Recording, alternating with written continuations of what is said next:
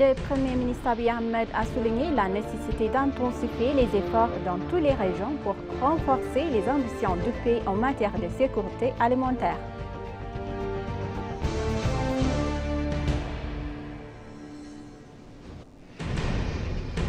La troisième conférence pan-africaine sur l'intelligence artificielle a débuté hier au musée commémoratif de la victoire d'Adwa à Addis Ababa.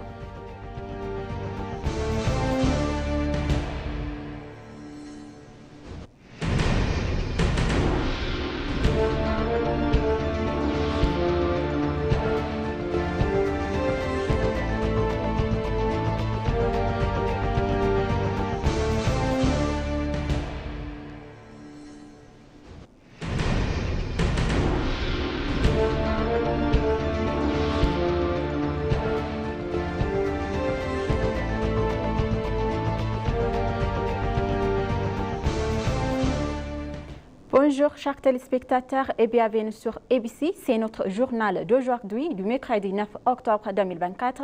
C'est moi Samret Kodado avec le journal, restez avec nous. Le Premier ministre Abiy Ahmed a souligné la nécessité d'intensifier des efforts dans toutes les régions en offrant un progrès unifié qui renforce les ambitions du pays en matière de sécurité, alimentaire et assure une croissance durable pour l'ensemble de la nation. Le Premier ministre Abiy Ahmed a exprimé sur sa page de réseaux sociaux hier que tout comme le cas pour de nombreux États régionaux du pays, l'État du Sud est extrêmement riche en ressources naturelles. Cette saison, la production de fruits et de légumes a été exceptionnellement fructueuse avec des récoltes abondantes produisant 34,5 millions de quintons et de fruits et 7,6 millions de quintons de légumes, a-t-il ajouté.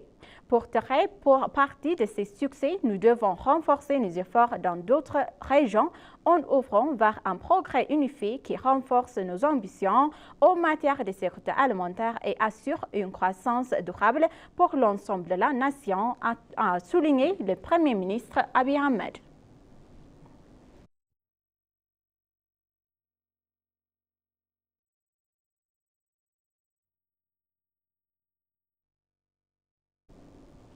La troisième conférence pan-africaine sur l'intelligence artificielle a débuté hier au musée commémoratif de la victoire d'Adwa à Addis Ababa. Sous le thème « Donner du pouvoir à l'Afrique grâce à l'intelligence artificielle ». D'autres responsables du gouvernement, le vice-premier ministre Temesgen Turuner, ont participé à la conférence de 2 jours organisée par l'Institut éthiopien d'intelligence artificielle. Des chercheurs, des jeunes technologiques et des parties prenantes de différents pays ont également participé à la conférence. Lors de l'ouverture de la conférence, le vice-premier ministre Temesgen Turuner a assuré que nous sommes en bon moment pour faire avancer l'Afrique vers un meilleur développement grâce à l'intelligence artificielle.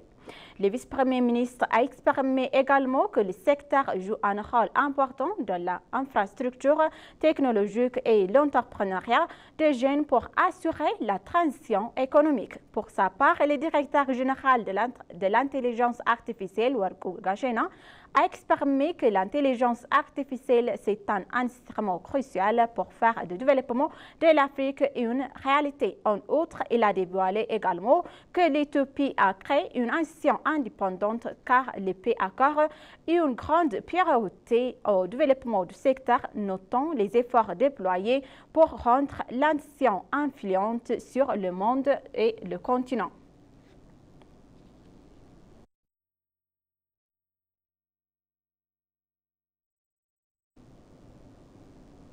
Le vice-premier ministre Temesgen Turuner s'est entretenu avec la directrice générale de l'Organisation internationale des Nations Unies pour les migrations, AMI, POP.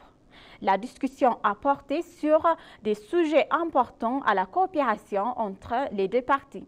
Le vice-premier ministre Temesgen Turuner a publié sur sa page de réseaux sociaux qu'au cours de la discussion, nous avons convenu de propositions de coopération pour relever les défis de la migration illégale de manière durable et accroître la contribution de l'emploi étranger au développement durable. Il a également remercié le OEM pour ses efforts considérables visant à atténuer la migration illégale et apporter un soutien aux rapatriés. On a appris que l'Éthiopie accueille actuellement plus de 1,1 million de réfugiés de divers pays.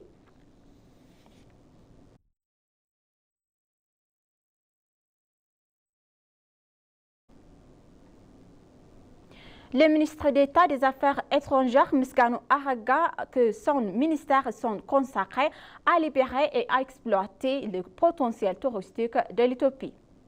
S'adressant à l'ENA, le ministre d'État des Affaires étrangères, Misganou Araga, a souligné les efforts en cours pour étendre et améliorer les destinations touristiques, citant les destinations notables construites au cours de ces dernières années comme des tentatives clés pour promouvoir l'industrie touristique du pays. Il a ajouté que les activités de développement en cours visant à améliorer les infrastructures touristiques du pays favorisant la croissance de l'industrie. Misganou Araga a indiqué que le ministère des Affaires étrangères travaille activement pour libérer et exploiter les potentiels touristiques de l'Éthiopie. Le ministre d'État a souligné également que la forte position de l'Éthiopie dans le développement du tourisme est renforcée par la prestigieuse campagne aérienne Ethiopian Airlines qui facilite à la fois le transit et la destination des touristes et des voyageurs.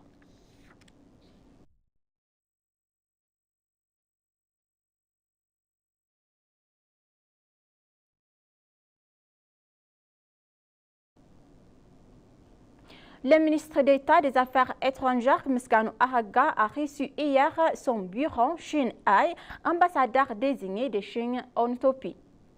À l'occasion, l'ambassadeur Misganou Araga a souligné la nécessité de renforcer davantage les liens multiformes entre l'Éthiopie et la Chine. Les deux parties ont également échangé leurs points de vue sur les moyens de renforcer la coopération dans le cadre de BRICS Plus et d'autres plateformes multilatérales selon le ministère des Affaires étrangères.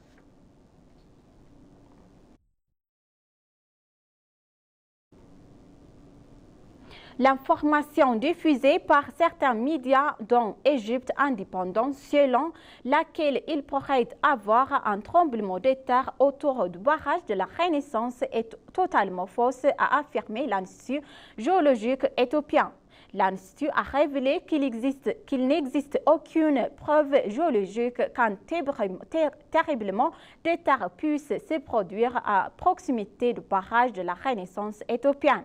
Selon le directeur général de l'Institut géologique éthiopien, Ijra Tesfaye, le récent tremblement de terre survenu en Éthiopie à un endroit connu sous le nom de Fentale à environ 150 km d'Addis Ababa et enregistré à 4,9 sur l'échelle de Richter, considéré comme un tremblement de terre mineur. Le directeur général de l'Institut géologique éthiopien a déclaré à l'ENA que le rapport diffusé par ces médias affirmant que le grand barrage est à risquer de tremblement de terre est une fabrication complète. Il a mentionné que lors de la construction du projet, une étude approfondie a été réalisée pour évaluer les risques potentiels de tremblement de terre et d'autres événements géologiques.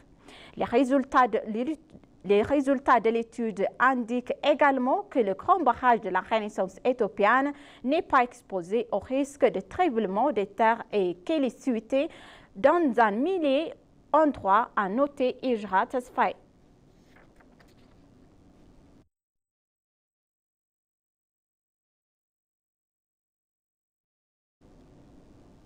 La nouvelle réforme macroéconomique a créé des conditions favorables destinées à bénéficier de la communauté de la diaspora éthiopienne en lui procurant des avantages substantiels selon les services de la diaspora éthiopienne. Dans le cadre de la réforme macroéconomique du pays, une application appelée Unit.ET qui permet l'ouverture de comptes et de transferts de divers étrangers a été lancée à temps après. Le directeur général adjoint du service de la diaspora éthiopienne, Belainer Aknau, a dévoilé à l'INA que la réforme macroéconomique a apporté de nombreux avantages à la communauté de la diaspora. Le directeur général adjoint a révélé que les pays s'entendent à recevoir 10 milliards de dollars de transfert de fonds au cours de cet exercice fiscal éthiopien. En outre, la communauté de la diaspora a renforcé sa participation à la construction du grand barrage de la Renaissance éthiopienne. Ainsi, 329 000 dollars ont été collectés grâce à une plateforme récemment lancée, a déclaré Belainer. Depuis le début du projet de grand barrage de la Renaissance éthiopienne, la communauté de la diaspora a contribué à hauteur de 50 millions de dollars et des efforts sont en cours pour collecter 3 millions de dollars cette année grâce à diverses initiatives.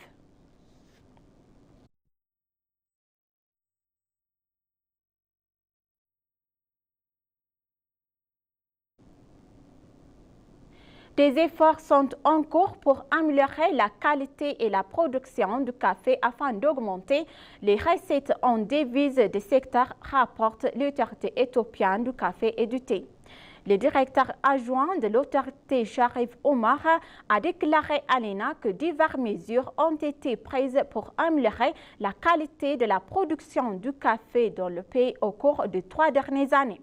Il a ajouté qu'un certain nombre de programmes efficaces ont été mis en œuvre pour moderniser efficacement les systèmes de commercialisation exploités de manière adéquate les avantages de la marchandise et améliorer les recettes d'exportation en améliorant les produits en valeur ajoutée.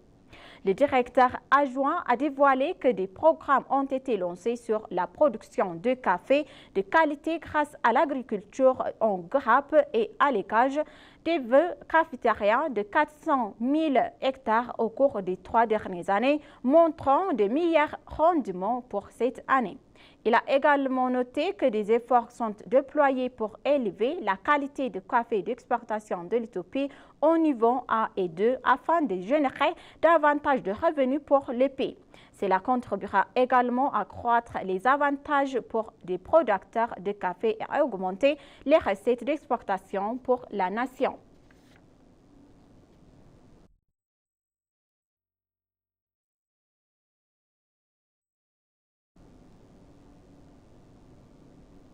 Chers téléspectateurs, maintenant je vous rappelle les titres principaux. Le Premier ministre Abiy Ahmed a souligné la nécessité d'intensifier les efforts dans toutes les régions pour renforcer les ambitions du pays en matière de sécurité alimentaire.